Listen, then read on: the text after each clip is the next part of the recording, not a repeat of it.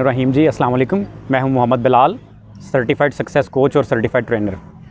तो आज जिस टॉपिक पे बात करेंगे हम लोग वो लॉकडाउन और इस दौरान जो है वो क्या चीज़ें हमारे सामने आईं, तो उस हवाले से दो बड़ी अहम चीज़ें हैं जिस पे इंशाल्लाह हम बात करेंगे। तो गवर्नमेंट ऑफ पाकिस्तान ने 14 मार्च 2020 में जो है वो तलीमी इदारों और उसके बाद फिर 23 मार्च को जो है वो तमाम कह लें कि जो हमारे कमर्शियल एरियाज़ थे वहाँ पे लॉकडाउन कर दिया। तो स्टार्टिंग का जो टाइम था, जो पहले चंद 15 दिन कह सकते हैं आप लोग, इस दौरान तो लोगों ने इस लॉकडाउन को जो है वो एंजॉय किया। लेकिन उसके बाद जैसे जैसे टाइम बढ़ता गया और हुकूमत की तरफ से लॉकडाउन को ख़त्म करने के हवाले से जो तारीखें थी उसमें इजाफ़ा होता गया, तो फिर लोगों के अंदर जो है वो कुछ परेशानी जो है उसका इजाफ़ा होना शुरू हुआ। इस दौरान दो चीज़ें जो लॉकडाउन ने और इस कोरोना वायरस ने सिखाई, जो मेरे कह लें कि आप ज़ाती तजर्बात की बुनियाद पर मैं बताऊँगा, तो उसमें जो पहली चीज़ वो ये थी कि हम लोग जो है वो इस वक्त जो ज़िंदगी अपनी गुजार रहे हैं उसमें हमने बहुत ज़्यादा ऐसी चीज़ें थी जो एक्सेसिवली हमने अपनी लाइफ में ऐड की हुई थी और हम समझते थे कि शायद इनके बगैर हमारा गुजारा मुमकिन नहीं है। लेकिन इस लॉकडाउन ने हमें बताया कि हम कम पैसों में और कम चीज़ों के साथ भी अपनी ज़िंदगी जो है वो गुजार सकते हैं, सर्वाइव कर सकते हैं। अगर जहाँ पे पहले आप लोग जो है वो अपना डेली का एक्सपेंस अगर 1000 कर रहे थे, तो इस लॉकडाउन के दौरान आपने 500 या उससे कम में भी अपने आप को मैनेज किया। तो ये बात यहाँ से वाज़े हुई कि हम लोग जो है वो जो हमें अल्लाह पाक जितना रिज़्क़ दे रहा है, उस रिज़्क़ में कह सकते हैं कि वो शायद हमारे नॉर्मल रूटीन से या नॉर्मल ज़रूरत से ज़्यादा था।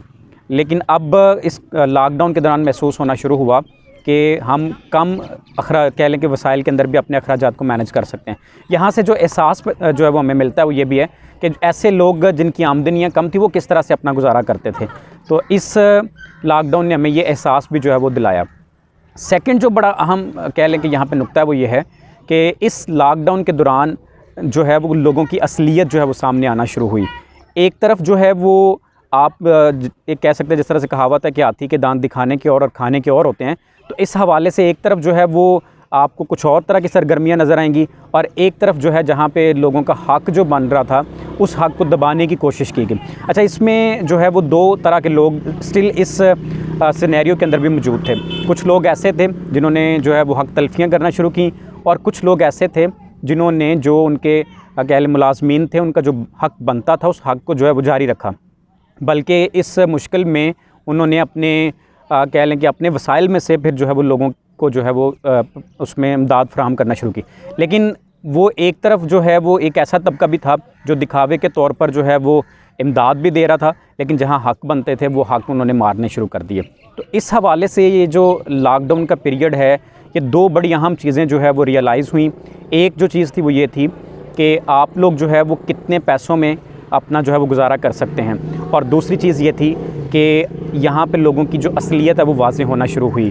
तो इस हवाले से जो है वो अल्लाह पाक से दुआ करते हैं कि अल्लाह पाक इस मुश्किल के वक्त में हमारे लिए आसानी पैदा फ़रमाए, और जो लोग जो है वो इस बीमारी से मुतासर हैं अल्लाह पाक उनको सेहत जो है वो अता फ़रमाए। अल्लाह पाक हमारी ज़िंदगी में आसानियाँ पैदा फ़रमाए और हमें आसानियाँ तकसीम करने की तौफ़ीक़ अता फ़रमाए। अस्सलाम वालेकुम।